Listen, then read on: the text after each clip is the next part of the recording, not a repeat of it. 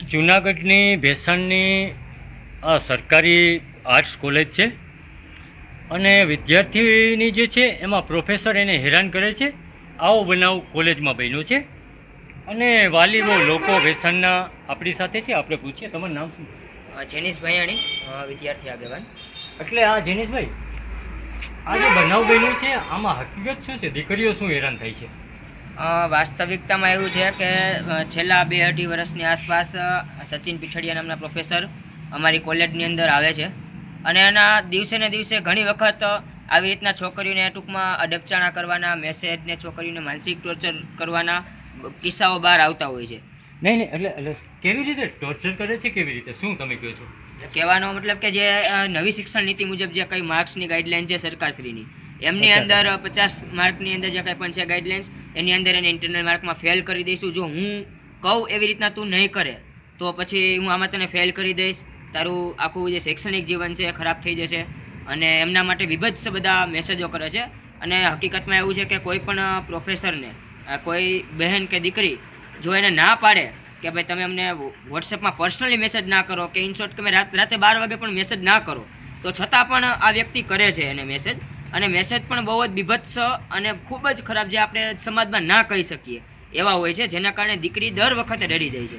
અને કોઈ સ્વાભાવિક રીતે છે, કોઈ યુવાન દીકરી છે, આપણી બહેનો છે, તે સમાજમાં આવી વાત જાય તો એને જે ટૂંકમાં ચારિત્ર છે એના ઉપર કોઈકને ક્યાંક ને ક્યાંક ઇજ્જત ઉપર સવાલ ઉઠે છે. એના માટે ઘણી વખત આ કિસ્સા અગાઉ પણ દબાઈ ગયેલા છે. પરંતુ આ વખતે કેટલો ટાઈમથી આવો કિસ્સા કેટલો ટાઈમથી? જ્યારથી પ્રોફેસર સાહેબ હાજર થયા છે કોલેજમાં ત્યારથી આજ સુધી એનું દિવસે ને દિવસે આવું નવું હોય જ છે. અને માત્ર 1-2 બહેનો નહીં, બહુ ઝાઝી બહેનોને આવી રીતના મેસેજ કરેલા છે. એમાં ઘણા મેસેજની ચેટ્સ હાલ અમારી પાસે પણ અત્યારે છે જ, હાજરમાં છે, કે જે બહુ જ બીભત્સ શબ્દમાં છે અને બહુ જ એનું એવી રીતના કહી શકે ને માનસિક ટોર્ચર કરીને શારીરિક શોષણ કરવાના પૂરા પ્રયાસ કર્યા હોય એવું જેની ચેટ છે એમાં ચોખ્ખું આપણને જોવા મળે છે. ના જેનિશભાઈ, હવે આ જે શિક્ષણ તો ખૂબ જ મહત્વનું હોય, બહેનો દીકરીઓ આવતી હોય, હવે શું માંગ શું કરો છો? હવે સમાજના બધા લોકો વતી, અમે વિદ્યાર્થીઓ વતી અમે હવે એક માંગ એ કરીએ છીએ કે આ પ્રોફેસર સચિન પીઠડિયા, જે લંપટ કહી શકાય એને, જે એક આપણી બહેની દીકરીઓ માટે કલંક છે, અને જો એ કોલેજે શિક્ષણમાં આવે તો આપણી બહેન દીકરી સુરક્ષિત નથી એવું સ્પષ્ટપણે આપણને બધાને ખબર છે. એનું ચેટ્સ ઉપર આપણને બધી ખ્યાલ આવી ગયેલો છે.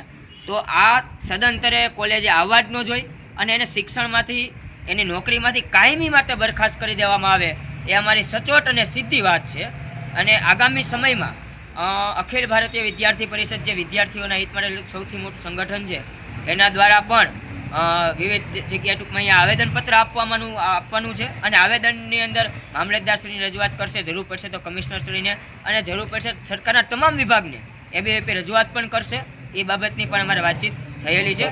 અને જો ભવિષ્યની અંદર, મતલબ કે થોડાક દિવસોની અંદર જો આનો કોઈ નિર્ણય નહીં આવે, કાયમી માટેનો ઉકેલ નહીં આવે, તો સમગ્ર ગામ લોકોને સાથે લઈને, સમગ્ર ગામના આગેવાનોને સાથે લઈને અને કાર્યકર્તાઓને આગળ લઈને વિદ્યાર્થીઓની સાથે અમે જે કોલેજના વિદ્યાર્થીઓ સ્વયંભૂ સમગ્ર શિક્ષણનો ત્યાગ કરી દેશું અને સરકાર સામે અમે ચીમકી ઉઠાવશું.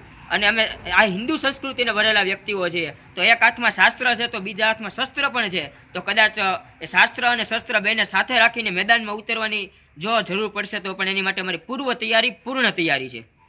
લડી લેવાના મૂડમાં વાલીઓ છે આપણી સાથે. તમારું નામ શું છે? મારું નામ ભાવેશભાઈ વેકરિયા. ભાવેશભાઈ, કોણ તમારે કોણ અભ્યાસ કરે છે? મારી દીકરી અભ્યાસ કરે છે અત્યારે. હા, કોલેજની અંદર. શું તમારે કોઈ શિક્ષણ લગતી તમારી દીકરી માટે કંઈ તમે શિક્ષણમાં ત્યાં ગયા છો? શું છે, અભ્યાસ શું કરાવે છે? મારી દીકરી અત્યારે 2જા વર્ષમાં છે અને ત્યારે એ લોકો મેસેજ, મારી દીકરી મોબાઈલ નથી રાખતી, એટલે એના કોઈ પણ મેસેજ મૂકે એટલે એ મારા મોબાઈલમાં આવે. એટલે મારા મોબાઈલમાં આવે એટલે મારી દીકરીને મારે કહેવું પડે કે બટા આજે આ મેસેજ આવ્યો છે, તમે શું છે. એકવાર મેં મેસેજ એ વાંચેલો છે, કહેતા હોય તો તમને આ મોબાઈલમાં બતાવી આપું અને વસાવી. શું મેસેજ છે? બતાવો તો શું છે? આ મેસેજમાં એમ સચિન પીઠડિયા પ્રોફેસર એમ લખે છે કે વિદ્યાર્થીઓએ કોઈ પણ પોતાનો ઇન્ટરનલ માર્કનું માતા પિતાને કે કોલેજના કોઈ પણ સ્ટાફને કે કોઈ આગેવાનોને ફોન કરીને કહેવાનું નહીં, સીધું સચિન પીઠડિયા સરને જ મળવાનું, નકર તમારા માર્ક કપાય. તમે જોઈ શકો છો કે નવી શિક્ષણ નીતિ જે છે એમાં 50% માર્ક પ્રોફેસરો એટલે ખુદ શિક્ષકો આમાં મૂકી શકે. એટલે તમે જોઈ શકો છો કે વિદ્યાર્થીને પાસ થવું હોય તો 50% ને 50% લેખિત એક્ઝામ. શોષણ કરવું હોય તો સીધું થઈ શકે. અને વાલીઓના ફોનમાં મેસેજ જાય છે કે કોઈ પણ લોકોને વાલીઓને કે કોઈને મને ફોન ન કરો, સીધું મને જ મળવું. એટલે આ શોષણ થવાના સીધા રસ્તા તમે જોઈ શકો છો.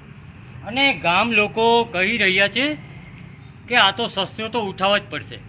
હવે કેટલો ટાઈમ આ શોષણ થાય.